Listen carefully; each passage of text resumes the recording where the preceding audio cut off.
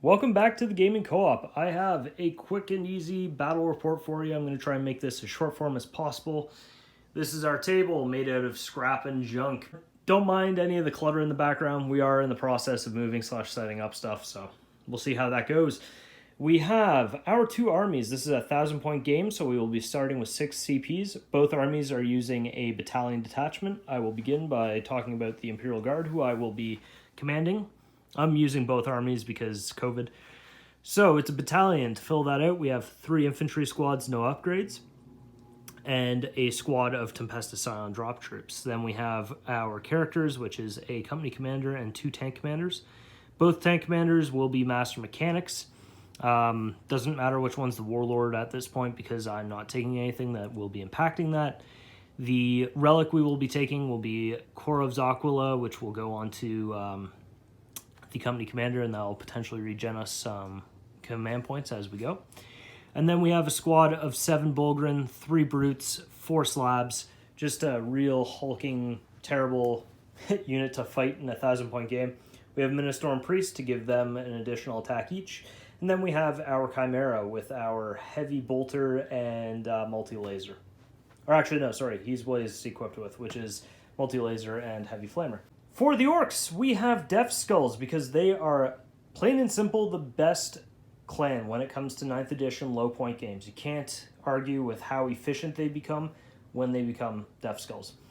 So we have a battalion as well, starting with 6 CP. Our Warlord is the Death Killer Wartrike. He is taking Brutal Buck Hunting for an additional damage on his attacks and reroll hits, I believe it is. So he's going to be rerolling all hits and all wounds because he's got a Snagger Claw.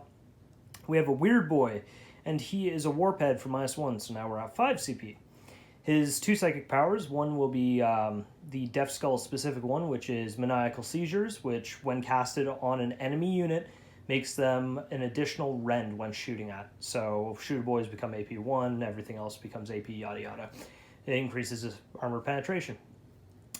Speaking of boys, we have 3 squads. One is a squad of boys over here. They will be riding in the truck.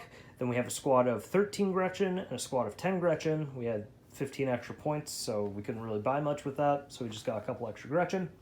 For elites, we have 2 squads of commandos who will be deep striking in. Both have power claws. For our fast attack, we have 2 shock jump dragsters in one squad, and they have spent 1 CP for the gyroscopic whirligig, whatever, to allow them to deep strike in. We have a Megatrap Scrapjet, and then the custom Boosta Plasta. So those are our 1,000 points of Orcs and our 1,000 points of Guard.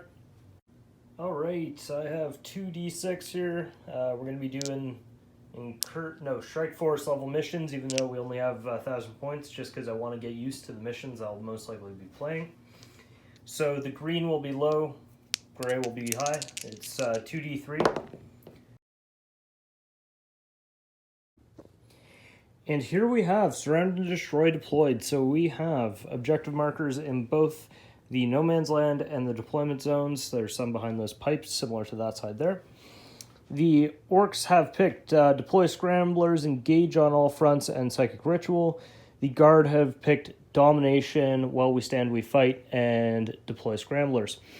Domination should be good on this map. They only have to control 3, so that's like 1 in their deployment zone, 2 in their deployment zone, and 3. So should be able to get at least 1 unit up for that at the end of the game, or whenever it scores. I'll double check that as we go.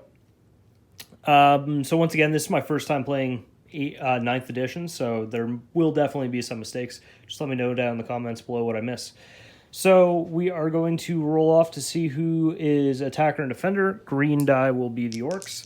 We have green deployment zone, which is marked with the green dice, and gray.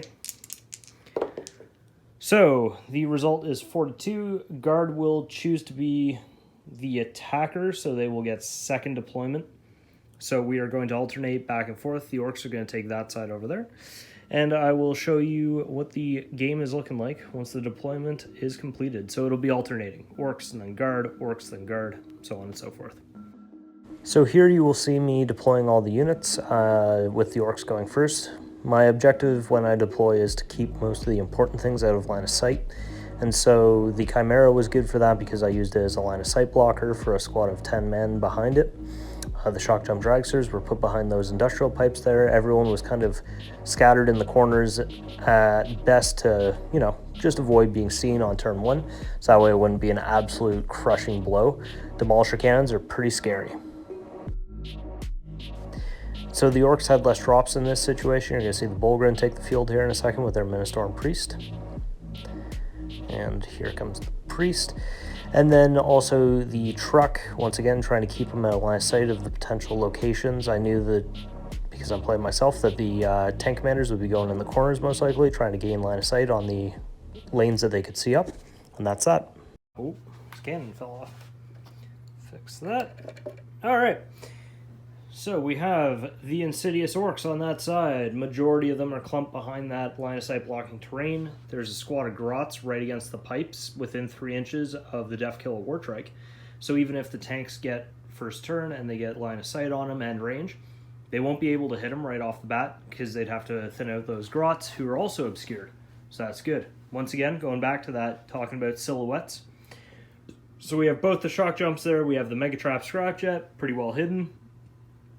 We have the truck trying to use this centerpiece for line of sight blocking with the Weird Boy and the boys. We have the custom boosted Blasta and the squad of 13 Grots. And then on this side we have Tank Commander number 1, Bullgrin, beat 'em up squad with the Ministor and Priest. We have an infantry squad out of line of sight behind this guy. Great thing about chimeras and vehicles is you can actually use them to block line of sight, which is pretty sweet. And I think I did this correctly where even if I do deep strike in the shock jump dragsters, I don't think I'll be able to actually see them. So that's a good thing. And then we have our other squad of guardsmen and the company commander. And there's a squad of guardsmen inside the chimera. So that's what it's looking like. We're going to roll off here.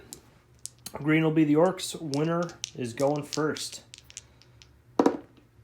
which is the Orcs. So the Orcs will be going first. So I take away the deployment dice and the game is afoot.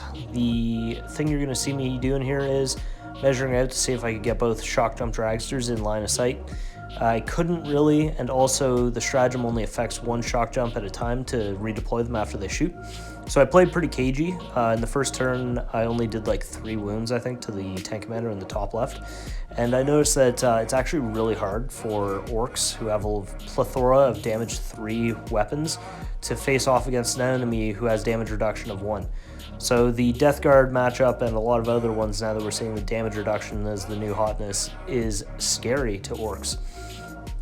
One thing that did work out well though was in the first opening salvo, the Megatrack Scrapjet blew up the Chimera in the middle, which helped out because it just gave the guard less kind of stuff to throw up into the middle of the table to clog up the movement.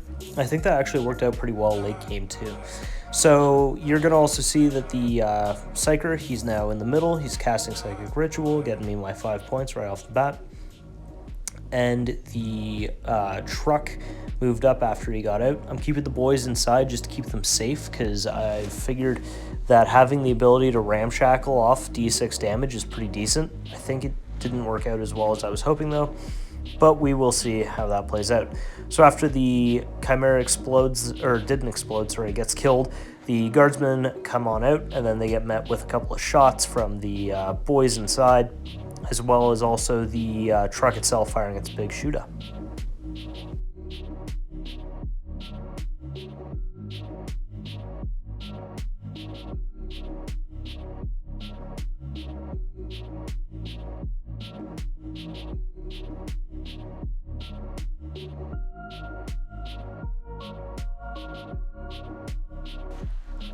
So here we are, Guardsman Turn Two. You can see me here thinking about what to do. I'm moving up the Bullgrin on the left-hand side because I knew that I was going to be shoving a lot of buggies down that corridor.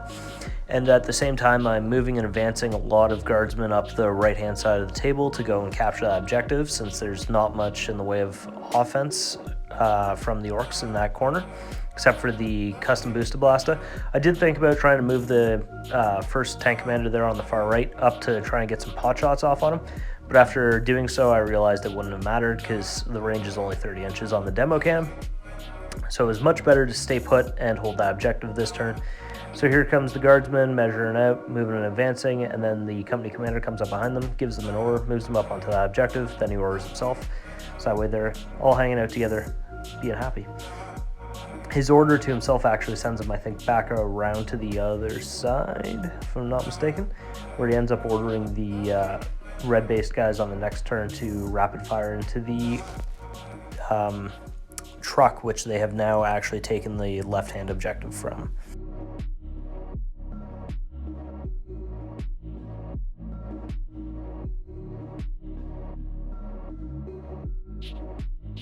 And now we're on to Orcs turn 2. The custom boosted Blasta continues to move out from the right-hand flank, trying to get some pot shots down onto the Bulgrin because it is the best source of damage 2 and AP minus 2. It doesn't get a lot of shots. I think in the Codex we're going to see an increase in that, maybe to 8 is possible. As the current amount, you only really ever hit 2 of them, so barely even wounds a Gravis Primary Space Marine now. So the buggies continue their relentless push down the center. The shock jump dragster on the left-hand side does its deep striking in again, as it doesn't really care with the -1 from the barrels, if now that in this edition minuses don't stack. So we continue to pile some shots onto stuff, trying to whittle down the Bulgrin as best we can. The the weird boy, he put his maniacal seizures this turn onto the Bulgrin, since last turn it worked so well by helping to kill off that Chimera. It definitely helped because it allowed the weaker guns in the army, like the big Shudas and the Shuda boys, to actually put some wounds in on the Bulgrin. I think it's going to be pretty similar to like a Death Guard matchup, where you're going to need a large source of high volume shots with okay AP and single damage, just so you can whittle through anything that has damage resistances. And now we're on to Guards Retaliation in turn 2. The Bulgrin, after advancing in the previous turn, are now within the potential threat range to engage in close combat with the Orcs coming up on that flank. The tank commander just moves into better position. The Guardsmen are ordered onto, well, they actually just move in advance on their own accord, onto the objective there on the right-hand side, and then the company commander moves and advances away with an order. And I think he ended up ordering the guard squad there, the remaining 5, to like just shoot up the tank, if I'm not mistaken, the truck, and that's what ends up killing it. But the boys pour out, and then they hold the objective, and I deployed the knob with the power claw close to the weird boy on the right-hand side. So what ends up happening here is when the Bulgrin declare their charge, they end up having to actually get into combat with the boys, which works out in my favor because I think I dropped another 1 with the claw, and I used that to consolidate into the 5-man squad. So that was definitely a mistake on my part from the guard perspective. Worked out well for the Orcs. The rolling in this phase was pretty abysmal though for the Orcs, so you know, give and take. Make what's the old saying? Make opportunities for mistakes. So here we are, figuring out the combat. Bulgrin's going in. The Bonehead killed the weird boy, and then the remaining guards, or remaining Bulgrin, actually really struggled. I think they only killed 3 or 4 boys in that combat, which was just abysmal. I think on to wound, they failed like 5 of them there. Anyway, so the Orcs are doing their best to fight back, and they killed off the Guardsmen, which thoroughly gave them that objective in the middle on the left-hand side.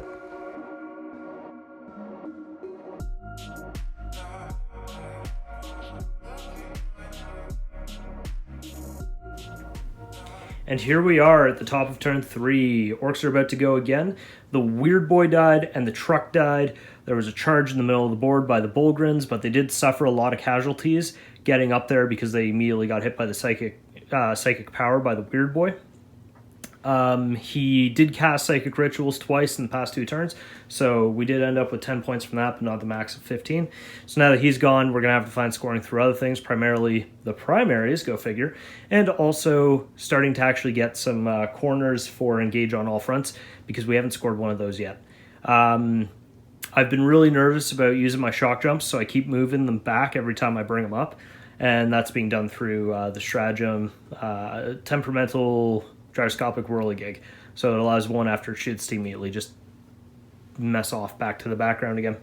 I did misjudge this. I forgot that there was like a gap underneath, so that first turn the shock jump was able to deploy, did 3 wounds to this guy, nothing major. 3 more and he will be bracketed.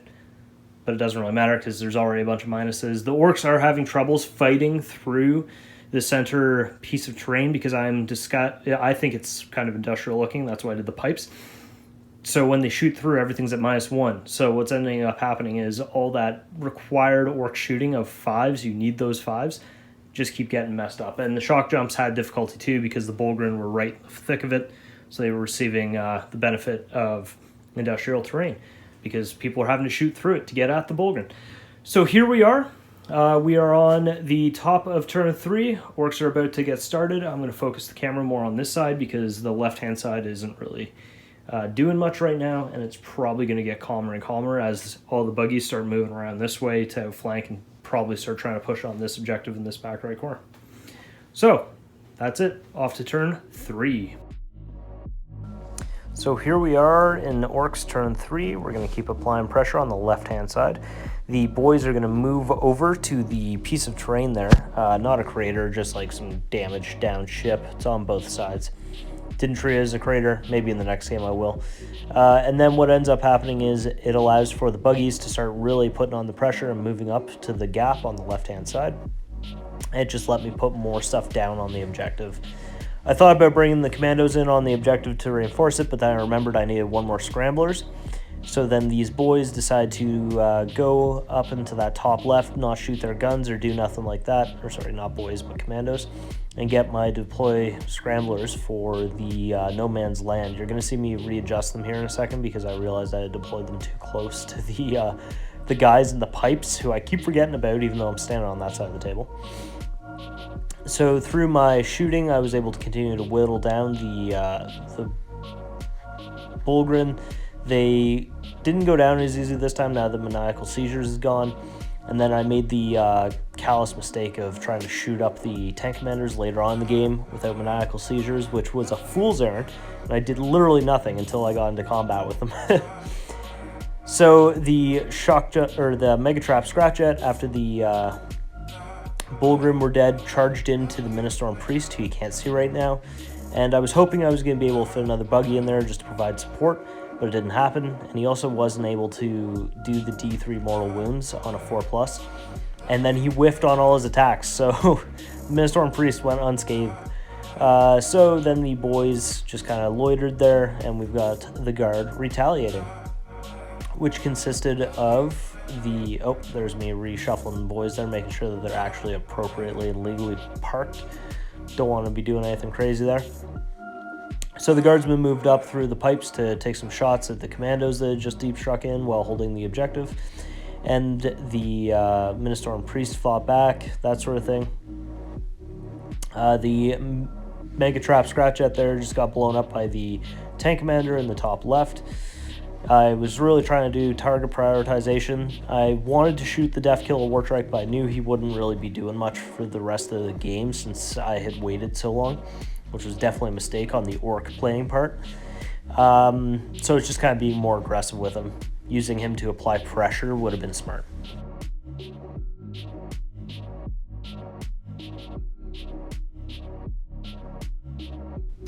So trying to focus down those Orcs off the middle objective there, I shot a heavy bolter into them, threw a frag grenade, then I charged with the company commander. Probably shouldn't have charged. So what ended up happening was he couldn't kill the remaining 2, so then the knob just smashed him into the ground with his claw. But then they ended up failing morale, so I guess it worked out in the end. And the Mega Trap Scratch Jet still continuing to try to find a good spot for it. Now we are into turn 4. And so I decided against advancing him and just moving him up to the front. You can see the Death Kill Wartrike finally does something. Instead of following the other 2 buggies, sent him up the right-hand flank to go deal with those guardsmen, because I remembered he has a 6-inch advance the first time he advances, a fuel mixer grot, if you will. So that plus his ability to advance and charge got him really close to those guardsmen on that objective. So he whittled a few off with shooting, and then he goes in for the kill, which results in only the sergeant surviving after morale. It was really close. And then that sergeant actually was able to put a wound on the Death Killer Wartrike, which is pretty funny. So the Orcs and the Guardsmen here are just having it out, fighting back and forth. The Mega Trap Scratch Jet in the top left was able to make it into combat with the the tank commander in the top left, and he finally did D3 mortal wounds, but he only ended up doing 2, I think it was. So after a couple rounds of combat, the tank commander up there does end up surviving with 3 wounds left. So you can see the Megatrap Death Kill Wartrike made it into combat. He just makes mincemeat of those guardsmen. I was thinking about trying to keep them back as far as I could, but it didn't matter because he would have just consolidated into them again. So that's when they fought, and they caused a wound. So here we are on to the next part of the battle. We're spending CPs like a mad dog, trying to get it through. The Megatrap Scratchhead actually got shot in combat a decent amount, but because the tank commander was bracketed, and also it's -1 to shoot into combat, he ends up surviving. The the Death Kill Wartrike on the right-hand side is shot down by the tank commander on the left, who's now moved off the objective. Now the Scions have replaced him, which leaves that solo Guardsman Sergeant who survived the previous endeavor right there holding that objective. On the left-hand side of the screen, the Commandos have suffered a couple of losses, but they've made it into combat with the Guardsmen on the left-hand side, and they continue to pummel them for the next couple of rounds. Now, they are technically within a terrain feature. They are getting +1 to their wound rolls, which is pretty solid. It allows boys with choppers to wound on 2s to Guardsmen. The the Shock Jump Dragster jumps over to the right-hand side after weighing my options about going after a tank commander and realizing it's a fool's errand. He shoots into that guardsman, fails horribly, and then makes a charge.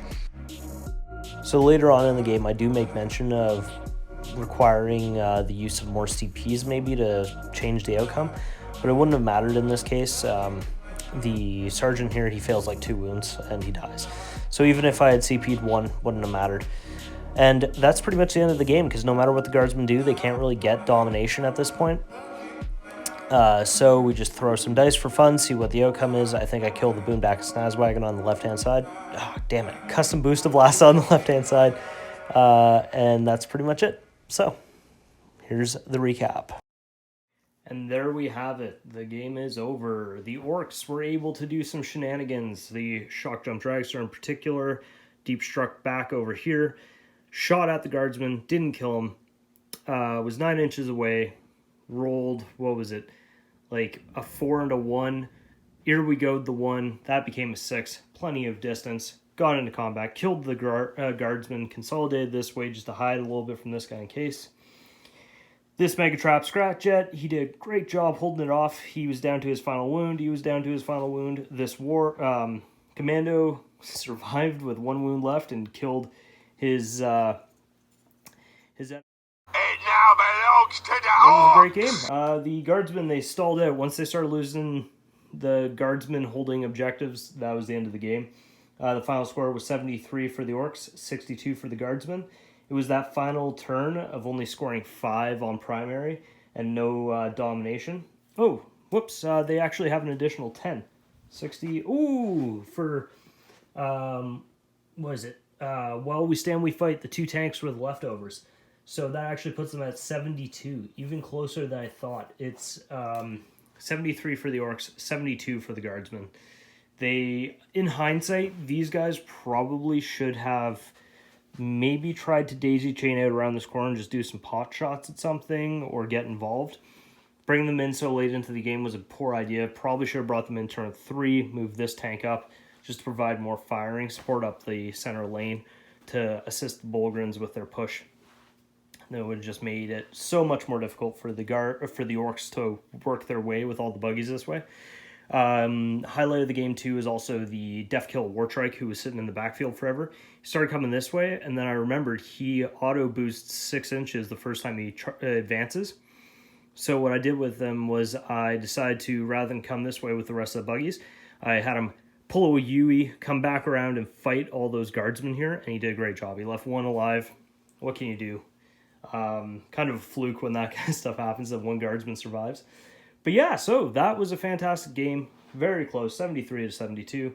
The Orcs are pulling away, which is good because I think it shows that I didn't make as many mistakes with the Orcs as I did with the Guardsmen, with regards to deployment and movement and stuff like that. It was good to test out the terrain and all that kind of stuff. But yeah, so if I missed anything or if there was major mistakes, let me know down in the comments below. I like the new CP system as I'm looking at those dice. It was kind of funny trying to remember every time you regen one. Oh, and a Core of Aquila. I should have been doing that the whole game, but it didn't really matter. What I spent maybe 5. I spent like just over 5. I think I rolled in the first round, so let's... There you go. I would have gained 1 more back. So, Guardsmen have 2 CPs to the Orcs, 2 CPs. Guess I could have used them more for like saving throws and stuff like that. I was using them mostly for the clutch moments, but yeah. All right. Very happy with the results. I think what I would do to change up this 1,000-point list, and I might do this next week, give you another battle report if you like this concept, is drop those 3 Gretchen. I might swap out the Boom Dacus, or the Custom Boosta Blasta for a couple of bikes, just to try something a little bit more mobile and new. Kind of that really small 3-man squad, similar to what Blade Guard do, where they can just kind of hang out with the characters and keep them safe as they rush up the board. Because right now, the only other thing that blocks is the truck. Now, he did a great job. I kind of did some rhino sniping almost, where I moved him up, had the engine block on the left-hand side, which is lower. So that way the weird boy could see over top and pop off his psychic abilities. Losing him turn 2 there. No, turn 3. Yeah, turn 3 was terrible. Like, not being able to cast Psychic Domination. Or, sorry, Psychic Rituals one more time. Oh, well, that's how she goes. So, let me know down in the comments below what you thought of the list, what you thought of the gameplay. If there's anything you think I could improve on. One I know for a fact is the table. Hey, that's something that will come with time. But yeah, so that is it for our first battle report on the channel. Hopefully we'll be able to do this with guests and more awesome stuff in the coming weeks. All right, stay safe, everyone.